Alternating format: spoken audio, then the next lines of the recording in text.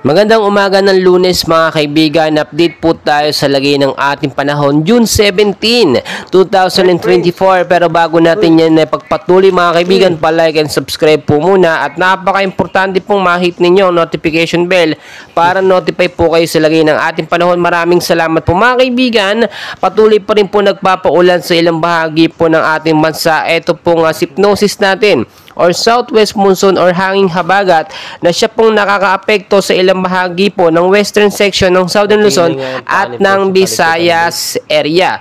Batasop na, wala pa naman tayo. Wala tayong bagyong binabantayan, no? So, loob at labas ng Philippine Area of Responsibility.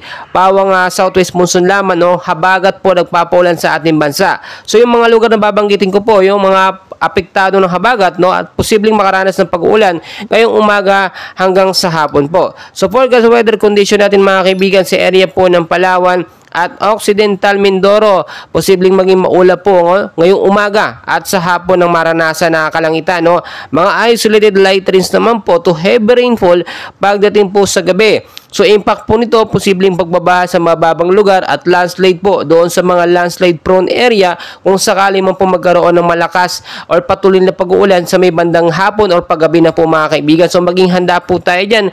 Linisin yung mga kanal, mga estero, tanggalin ng mga basura in case magkaroon ng biglaang pag-uulan ay makakadalo yung mga katubigan sa mga kanal.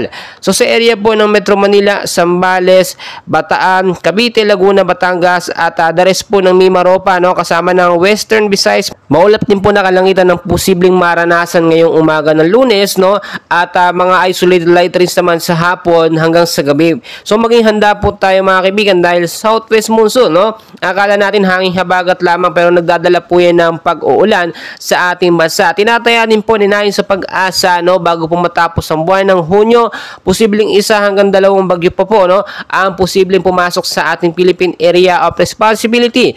Dahil nasa rainy season tayo, pinaghahanda tayo sa anumang banta ng pag-uulan mga kaibigan.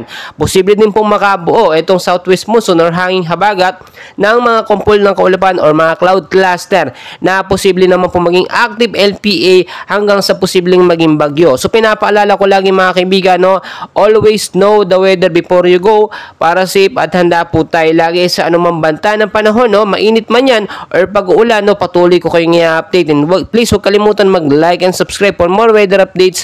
Maraming salamat po.